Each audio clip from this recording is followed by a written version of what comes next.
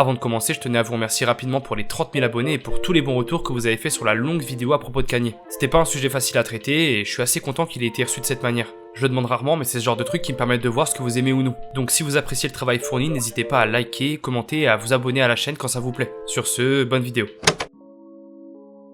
Vous vous êtes déjà senti seul, isolé, incompris ? Vous avez déjà intériorisé un sentiment de tristesse plus proche de l'abandon et de la déroute que de la souffrance pure ? Un truc qui vous bouffe de l'intérieur et que vous n'arrivez pas à exprimer ? Je doute que ça ne soit pas le cas, même pour les plus enjoués d'entre vous. Peut-être que pour tenter d'évacuer ce mal-être, vous vous êtes déjà mis à réfléchir, à penser, ou à philosopher sur votre état pour essayer d'y trouver une échappatoire. Peut-être même que, justement, pour expier ces spectres qui reviennent sans cesse, vous vous mettez à écrire, à coucher sur papier ces sentiments désagréables qui tourbillonnent sans cesse dans votre esprit. En tout cas, Zaki, lui, c'est ce qu'il a fait. Et contrairement à beaucoup d'entre nous, il a su trouver les mots justes pour exprimer ce vide. Livré à moi-même, je cherche mes armes. Je trouve, mais c'est la plus simple qui manque. Rien ne sort de moi, même pas une larme. J'aurais bien aimé vivre simplement. Si vous suivez de près la scène underground, le nom de Zaki ne vous est sûrement pas inconnu. Et malgré mon introduction qui semble nous orienter vers un profil de dépressif qui chiale sur des violons, sachez qu'on en est très loin. Blague à part, c'est un personnage que j'avais déjà entreaperçu plusieurs fois au travers de feats, dont j'avais adoré la proposition, mais dont j'avais jamais vraiment pris le temps d'écouter la discographie complète. Alors il y a à peu près un an de ça, à l'occasion de la sortie d'un de ses projets, je m'y suis enfin plongé. Et comme d'habitude, si je vous en parle, c'est que je me suis pris une putain de baffe. C'est quelqu'un qui m'a beaucoup touché dans sa manière d'aborder la musique. Il a lui-même exprimé que c'était un art omniprésent dans son quotidien, et moi, ça, je m'y retrouve beaucoup. Et étant donné que c'est quelque chose qu'il suit tous les jours, logiquement, il s'arrête jamais vraiment de produire. Vous verrez, ça fait à peine 4 ans qu'il distribue officiellement sa musique, et on est déjà sur une run de 6 projets sans compter ses apparitions extérieures, et sans compter les centaines de maquettes qui doivent être coffrées dans son disque dur. Du coup, tu sais déjà qu'on n'est pas sur un mec qui se triture la tête pendant des plombs pour trouver la rime parfaite, dans un objectif élitiste idiot, quitte à ce que ça n'ait aucun sens. Non, là, on est sur un gars qui crée au gré de ses inspirations, qui partage tout ce qu'il habite comme ça vient, et pourtant, c'est plutôt bien écrit. C'est un processus de création on ne peut plus sincère, et franchement, ça se ressent. Pas d'humeur à faire la fête. L'humain c'est comme la peste. J'ai dû rendre les armes. J'ai déversé des larmes. Il prend la musique comme un remède, ce fameux échappatoire dont je parlais plus tôt, et vous allez vite comprendre pourquoi. Par ailleurs, si vous voulez vous pencher sur ses influences, là aussi ça va aller assez vite. Zaki, ses seules inspirations, c'est lui-même, son propre vécu. Les gens qui l'entourent, et musicalement, c'est un peu pareil. Il connaît évidemment ses classiques et lorgne clairement du côté de la trappe d'Atlanta par l'écho qui y résonne avec son quotidien, mais c'est tout. Il prête pas attention au reste et se concentre sur ce qu'il a à exprimer lui et lui seul. Encore une fois, on parle d'une authenticité poussée à son paroxysme. Et ça va même plus loin puisqu'il affirme lui-même que la musique a plus un rôle psychanalytique qu'autre chose. Il libère ses démons face au micro, et quand il réécoute ses morceaux, c'est comme s'il se parlait face au miroir. Je pense que c'est un truc que partagent énormément d'artistes, mais je sais pas, chez Zaki, il y a une certaine spontanéité palpable qui me pousse à vous en parler. J'essaie d'atteindre mes rêves sans élan. Ma seule limite c'est l'heure sur ma montre. Je me rappelle ce que me disait maman. Je pourrais le faire seulement, mais moi. Et avec une relation aussi intime avec sa musique, Zaki pouvait difficilement être autre chose qu'un artiste solitaire, hormis quelques professionnels, qui l'aident à structurer sa carrière depuis sa récente signature dans le prestigieux label Rec 118, il a toujours été son propre directeur artistique, de la musique à l'image. C'est sa vision et celle de personne d'autre. Les seules personnes extérieures à qui il fait appel, c'est le cercle restreint de beatmakers et d'ingé-sons qui s'autorisent à consulter. On en reparlera quand on dévoilera les pépites de sa discographie, mais sachez qu'il se compte presque sur les doigts d'une main. Bref, Zaki transpire la solitude autant dans sa musique que dans la réalité, mais comme s'il avait besoin d'y échapper, il a pu se connecter avec d'autres artistes aussi talentueux que différents. C'est peut-être parce que c'est les seuls qui puissent vraiment comprendre sa démarche et son rapport à la musique. Surtout qu'on parle ici de profils assez tournés vers l'expression de soi, comme Solalune, Baby Solo, et Rookie, et très récemment Young Puralo, artiste exceptionnel qui est certainement celui qui colle le plus à l'univers de Zaki à mes yeux. J'en ai v'là des idées noires, la même couleur que mes ensembles. Je devrais rentrer, il est tard.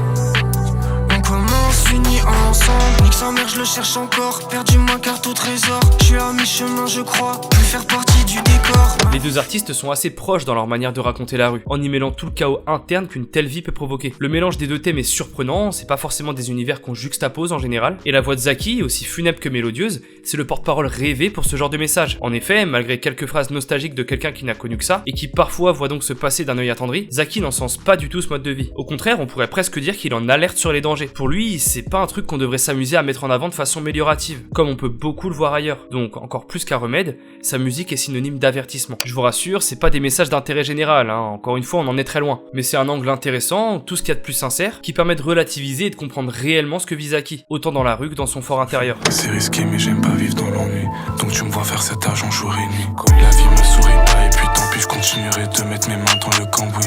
Entre frères on connaît bien la survie, mais malgré tout ça entre nous on se bousille. Si c'est parfois très pessimiste, il y a tout de même une certaine liberté qui se dégage implicitement de son œuvre, ou du moins un désir intense de s'extirper d'un milieu qui l'intoxique. En effet, Zaki s'exprime sans trop de barrières, ouvrant ainsi la voie à ceux qui l'écoutent et leur offrant une porte vers eux-mêmes. Si le rappeur peut le faire avec autant de décomplexion et de sagesse, pourquoi pas nous? Il faut pas être effrayé voire rebuté par ses émotions. Il faut apprendre à s'écouter et surtout à éclipser le regard des autres. C'est ça être libre aussi. Il y a aucune honte à se confronter à ce genre de questionnement interne, à partager ses sentiments. Personnellement, c'est un sujet sur lequel j'essaie de grandir jour après jour, et c'est certainement l'un des messages les plus forts que j'ai pu retenir des écrits de Zaki. Et ça, cette maturité personnelle et artistique, c'est pas arrivé si récemment que ça. Le mec laissait déjà entrevoir ce genre de raisonnement à ses débuts, peut-être un peu plus timidement, c'est vrai, mais ça a toujours été là. Sorry maman, j'ai touché les masses plus souvent que la pile. Sorry papa, j'ai du mal à te dire ce que je vis. J'évolue dans le vide et j'emprunte ces chemins selon le vent. Or et diamant, j'en veux sur mes dents.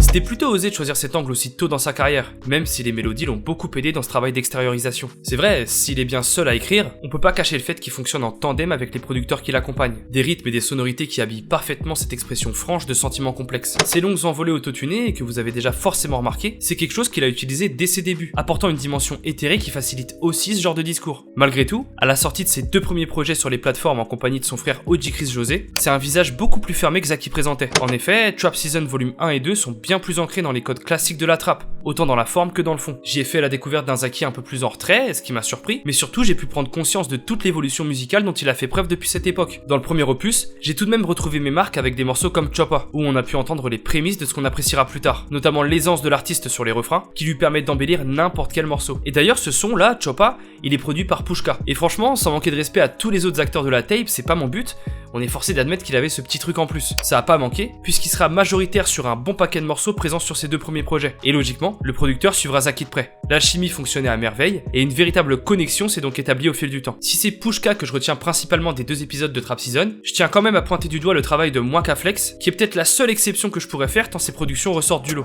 Bitch, ouais, je sais que j'ai pas le temps. Il faut que je fasse un peu de money maintenant.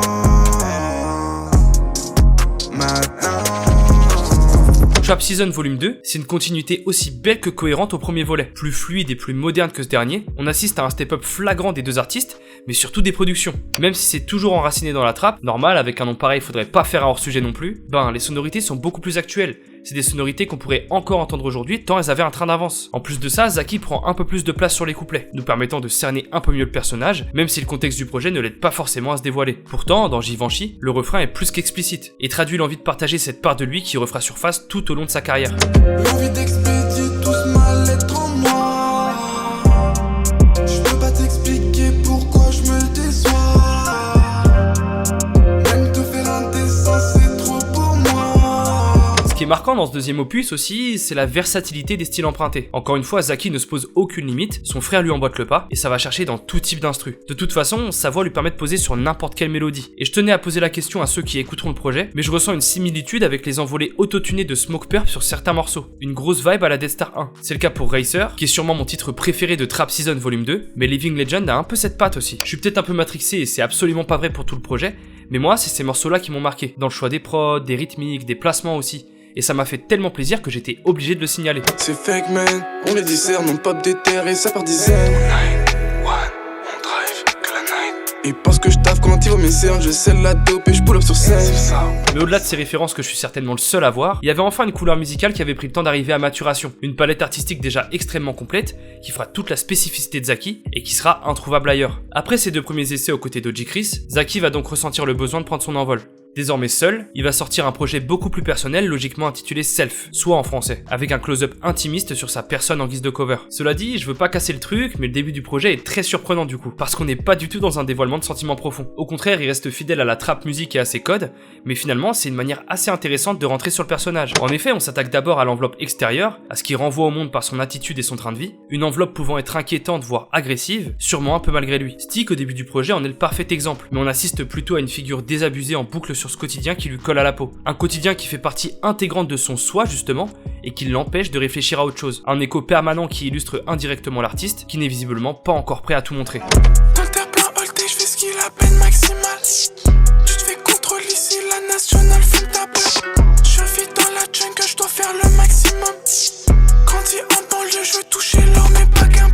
D'ailleurs, Echo, c'est un peu le turning point de Self, celui où le projet plonge enfin dans l'exploration des sentiments de Zaki, une exploration promise par le titre et la cover, qu'on attendait impatiemment, et la différence avec la première moitié du projet, elle est flagrante. On tombe d'un seul coup dans une ambiance tout à fait différente. L'ensemble devient plus aérien, avec un ressassement dans le rythme, les prods et les chants de l'artiste. Je pense à Sal, évidemment, le merveilleux Oh God pour lequel je remercie NFDB, mais au-delà est à mon sens un morceau clé de sa carrière, intime et magnifique, il accentue le style unique de Zaki, son discours si particulier, et son attrait pour une trappe mélodieuse difficile à maîtriser. Évidemment, comment parler des morceaux clés de sa carrière sans évoquer Stamina qui arrive juste après, en featuring avec Solalune. Les deux s'entendent à merveille, et le couplet d'ouverture de Zaki appuie définitivement cette nouvelle direction intimiste. Un morceau à mi-chemin entre ego trip et discours sentimental, suivi d'un refrain qui me hante encore aujourd'hui. Qui sait demain ça ira, je reste lucide et je continue de me parfaire. Peu importe ma stamina, je reste solide car je sais rien n'est parfait.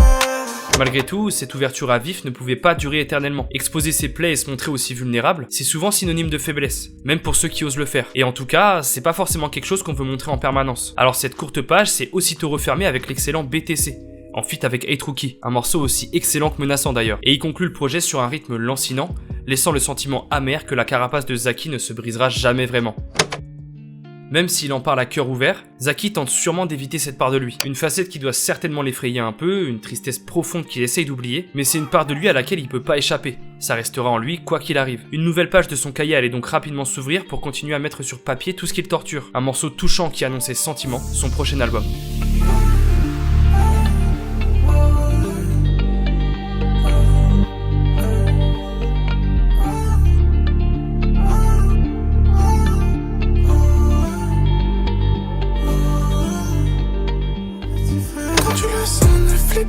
Je sais plus lequel, je sais plat.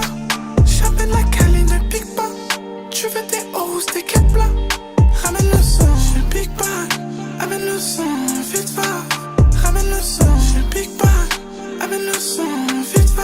La drogue, vous l'avez vite compris, ça fait partie intégrante de son cheminement humain et artistique. Sur Sentiment, on va prendre conscience de ce rapport destructeur, que ce soit en la distribuant ou en s'en servant pour échapper aux douleurs qu'il ronge. C'est quelque chose qui est présent en permanence, presque comme une névrose, une habitude souvent traduite par des refrains qui tournent en boucle, comme sur Amen qu'on vient d'écouter. De toute façon, c'est peut-être que moi, mais je trouve que la drogue est un sujet extrêmement présent sur le projet. Il y a vraiment une grosse fixette dessus. Je peux citer JTLM par exemple, un morceau qui parle autant de son enlisement dans le business que de sa consommation de drogue pour affronter les temps difficiles. Parfois il aborde ça de façon très frontale, sans forcément peser ce que ça peut représenter, mais souvent il indique bel et bien vendre la mort et même vivre grâce à elle. Bref, il y pense tout le temps, et selon lui, c'est seulement quand il aura soit assez fumé, soit assez fait d'oseille, qu'ironiquement il pourra penser à autre chose. Je n'arrive plus à penser, j'ai trop fumé, c'est tout bêtement.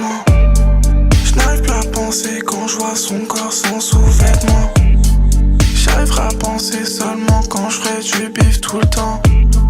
J'arriverai à penser quand ils viendront plus prendre mon temps. Pour conclure sur cette ambivalence qui surplombe Sentiment, je suis obligé d'évoquer le morceau avec Baby Solo. L'envie de sortir de tout ça est forte, mais Zaki est pris dans l'engrenage et ne trouve que quelques moments de répit pour essayer d'imaginer la vie autrement. C'est un morceau très touchant et certainement l'un des plus beaux exemples que je puisse trouver, musicalement parlant, pour représenter Zaki. Les textes sont simples, c'est vrai, mais ils prennent tout leur sens quand on se réfère à l'image que les deux artistes invoquent. Une balade introspective dans laquelle on se laisse facilement transporter entre la voix fluette de Baby Solo et les chants aériens de Zaki. Je fume un pilon dans la vie, je navigue solo dans la city. Quand je suis solo dans la city. Je fume un pilon dans la vie, je navigue solo dans la city. Quand je suis solo dans la city. J'ai envie de rester sur cet intermède éloquent et délicat pour évoquer un autre thème qui m'a marqué sur Sentiment. Le fait que Zaki ressasse le passé, et surtout ses déboires avec la jante féminine. C'est d'ailleurs la première chose qu'il aborde en ouvrant l'album. Je me sers d'elle comme d'un pansement, c'est même la première phrase qu'il prononce. Mais attention, c'est pas le discours d'un mec qui enchaîne les relations non plus, du moins je crois pas. Enfin, en tout cas, c'est plus compliqué que ça. Il veut rester alone jusqu'à ce qu'il se sente mieux. Il invite une femme à le suivre puis à le fuir, littéralement. Bref, encore une fois, il est perdu, tiraillé entre plusieurs envies et sentiments. Une ambivalence extrêmement intéressante qui traduit non seulement le chaos qui perdure en lui, mais surtout l'envie de se montrer, de s'engager. puis de se cacher aussitôt et de vivre en ermite avec la musique pour seule compagnie. Après cet album décisif, qui va plus ou moins guider la suite de sa carrière, Zaki va enchaîner les collaborations et les singles. On le retrouve sur la mixtape Let's Go de Pushka et Gio que vous avez dû voir passer, on l'entend partout aux côtés d'autres figures de l'underground. Bref, au-delà de SPT, qui va lui permettre de nous donner des nouvelles sur 5 titres d'affilée, il va suivre le vent et continuer à créer au gré de ses envies. Ce fonctionnement a certainement dû lui plaire un peu, puisqu'à partir de là, il va s'engager dans une suite d'EP beaucoup plus succinct. Personnellement, je trouve que c'est une façon assez habile de partager sa musique. On suit d'encore plus près son quotidien, plus fréquemment, chacune de ses tapes étant un sentiment qu'il explore à l'instant T. Chaque projet offre une nouvelle perspective, un nouveau chemin, et maintenant il lui reste plus qu'à choisir le bon pour espérer aller mieux. Encore une fois je m'égare et personne pour m'entendre. Souvenirs qui s'effacent mais je me construis tant bien que mal. J'ai suivi mes larmes avant même qu'elles ne puissent descendre. J'ai récupéré mon sac, demain je ne reviendrai pas. Quel chemin explicite parfaitement cette idée de choix, que ce soit par le nom du projet ou sa cover abstraite, tout juste assez lisible pour deviner une route qui se sépare en deux. C'est à partir de là que j'ai commencé à l'écouter sérieusement, et je m'en rendais pas forcément compte à l'époque, mais croyez-le ou non, avec ce nouvel élan, l'écriture de Zaki est montée d'un cran. Il en dit moins, mais il le dit mieux, et c'est très important pour un artiste qui doit retranscrire avec justesse tout ce qu'il ressent. Au-delà du fait que les projets sont plus courts et donc qu'il faille aller à l'essentiel, on sent aussi que ça devient un peu plus facile pour lui. Forcément, quand tu as des facilités à t'ouvrir et à en parler, c'est plus naturel de mettre les bons mots au bon endroit, tout en habillant ça d'une touche poétique. L'introduction du projet est une pépite qui représente parfaitement ce que j'essaye de vous expliquer, donc jetez-y une oreille. Mais ce qui va vous accrocher, c'est surtout le travail de Pushka, encore lui, qui a réussi à installer une ambiance exceptionnelle sur le projet.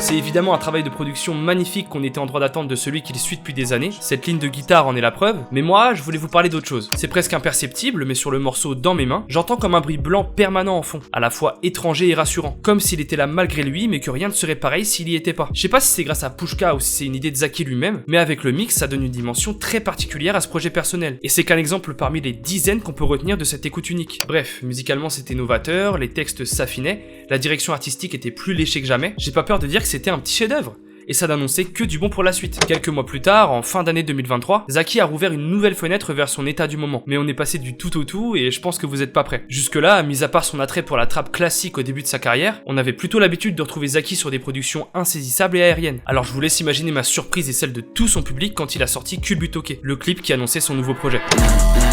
Ok, j'ai les pieds dans le plat, je suis tombé dans le pied. Depuis que je suis dans ça, j'ai pas quitté le terrain. Je suis bloqué en bas, je suis à fond dans le piège.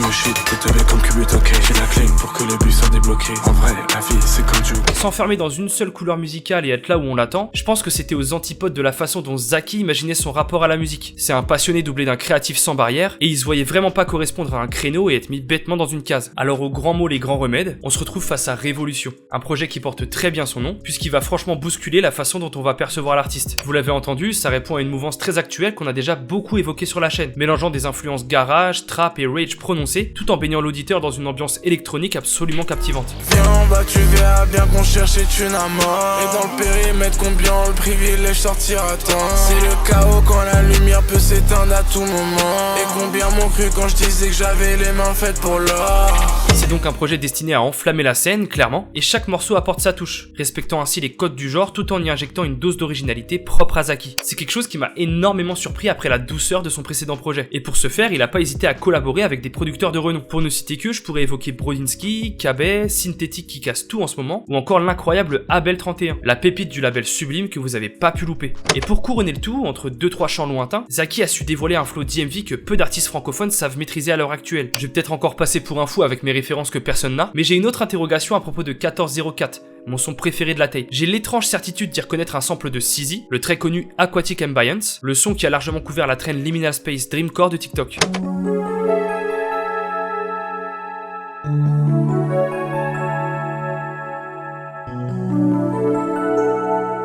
C'est une esthétique pour laquelle j'ai une affection toute particulière, et ça me fait très plaisir de la voir en filigrane avec la voix de Zaki. Si c'est avéré, et franchement vu l'ambiance du son j'ai presque déjà envie de dire que j'ai raison, bah j'ai l'intuition que ce sont deux univers qui pourraient coller, et donner vie à une musique aussi géniale que touchante. J'ai trouvé de quoi remplir mon bec, si tu passes par tu là. Je ne pourrais pas être déçu de ma life. Je prends des risques, je fais des flashs. Je suis dans un piège, dans une faille. Je fais du bif toute la night. Je tourne dans ma neige, dans mon œil. Que le crime à ma main. Il y a 2 mois à peine, tout s'est retrouvé en une seule œuvre. Aussi court puisse-t-il être, c'est certainement le projet le plus représentatif de Zaki à ce jour, la quintessence de tout ce qu'il a pu produire jusqu'ici. C'est facile à dire puisque c'est le plus récent donc ça peut paraître logique, mais je trouve sincèrement que toutes les caractéristiques de l'artiste se sont réunies dessus. Et ça, c'est autant le cas au niveau des sonorités, des textes, des productions, qu'au niveau du flow si unique de Zaki ou des thèmes qu'il aborde. À peu près tout y est et sous le meilleur jour. Quoique, le meilleur jour, pas tout à fait. La tristesse est toujours bel et bien là, et j'ai envie de dire, plus présente que jamais. Le discours sous-jacent qui parcourt l'EP est souvent empli de désespoir, et étrangement, cette tristesse, je la trouve même encore plus profonde que d'habitude. Ce serait un euphémisme de dire que ce projet est plus sincère que tout ce que j'ai pu entendre de lui auparavant, c'est dire, mais avec un titre tel que Soul Gaze, littéralement le regard de l'âme, je pense que c'était inévitable. Ici sur terre, je suis pas dans mon élément. L'impression de construire ma vie dans une démon. Ici sur terre, je suis pas dans mon élément. L'impression de construire ma vie dans une démon. On regarde donc le monde à travers ses yeux, des yeux qui ont une vision imparfaite de celui-ci et dans lequel il se sent toujours pas à sa place, même après toutes ces années. Musicalement, ça se ressent à mort. Les productions sont planantes et appellent au rêve, là où le discours est funeste et mélancolique. C'est comme si Zaki avait en permanence besoin de tempérer les belles choses par un dur rappel de la réalité. En gros, il voit le verre à moitié vide plutôt qu'à moitié plein. Et je pense que pour lui, c'est une manière de ne jamais être déçu malgré tous les obstacles qu'il peut rencontrer. Mais ce projet introspectif au possible, ça veut aussi dire qu'on se glisse enfin vraiment dans les bottes de Zaki. Il parle à la première personne, et ça démontre sa réussite à s'ouvrir pleinement et à révéler tout ce qu'il avait à montrer. Encore une fois, tout y est. Avec Soul Gaze, on est autant spectateur de ses défauts que de ses qualités. Et forcément, l'opposition ange-démon qu'on aperçoit sur la cover, elle est pas là par hasard. Par ailleurs, dans une interview chez les confrères de Dans la Ciudad, Zaki a dit une phrase assez évocatrice et surtout représentative de cette mise à nu spirituelle. Ce que je propose, c'est assez personnel. Du coup, autant que les gens sachent directement qui je suis. Vu comme ça, je suis assez d'accord. C'est direct, et cette aisance à parler de soi, qu'on avait déjà ressenti sur ses travaux précédents, désormais elle lui appartient tout entière. Elle aimerait que je parle de ma vie, je n'y arrive pas. Je suis dans le sale, j'y reste pour l'instant. J'ai taffé comme un fou, il faut ma money now. Un obstacle, je peux pas fuir devant. Le clip de ce morceau a beau être simple dans son concept, je le trouve absolument magnifique. Les longs plans où on se plonge au fond de ses yeux, sans bouger alors qu'il est au cœur de différentes situations qui l'assaillent, le regard de l'âme, on l'a complètement là. On ressent toute sa détresse, son ras-le-bol, sa désinvolture, et tout un tas de choses que je ne saurais décrire alors que ses yeux, eux, arrivent à le faire sans qu'il ne prononce un seul mot. Zaki explique qu'il a du mal à voir les choses en face à un moment charnière de sa vie, et il refuse à demi-mot d'affronter la réalité. Du coup, il fait semblant de sourire, il fait comme si tout allait bien non seulement pour rassurer ses proches, mais surtout pour montrer aux autres que rien ne pourra jamais l'abattre. Alors maintenant qu'on a retracé tout ça, j'ai presque envie de dire que Zaki, pour moi, c'est presque l'incarnation moderne du mythe de Sisyphe. Pour ceux à qui ça parle pas, Sisyphe c'est une figure mythologique condamnée à faire rouler éternellement un rocher jusqu'en haut d'une colline. Le truc con, c'est que la pierre redescend à chaque fois qu'il atteint le sommet. Alors au bout d'un moment, en accomplissant son châtiment, Sisyphe prend conscience de l'aspect tragique de son existence. Et c'est grâce à cette prise de conscience qu'il ne subit plus son destin de manière abrutie. Justement, ce que nous dit Smith, c'est donc que même si la vie est absurde ou qu'elle peut sembler vide de sens, l'homme peut y trouver un sens par l'introspection et l'exercice de la pensée. Je suis désolé, mais si vous voyez pas un peu de Zaki là-dedans, moi je sais plus quoi faire. Bref, au-delà de cette analogie un peu tirée par les cheveux, je pensais pas qu'on pouvait toucher du doigt le sommet de son art aussi rapidement. Même si la musique a toujours fait partie de sa vie, bien avant 2020, je trouve que l'évolution est fulgurante, d'un projet à l'autre. Et c'est l'un des artistes les plus complets que je connaisse tout en ayant cette patte unique que je retrouve nulle part ailleurs. Après, je m'attends à tout, vu la vitesse à laquelle il évolue justement, je pense qu'il lui reste encore quelques kilomètres à gravir, des démons à purger, et surtout une pierre à emmener au sommet. Je fais semblant de sourire, je ne veux pas que tu me vois quand j'ai mal. Je fais semblant de sourire, si tu montes tes émotions dehors, t'es mort.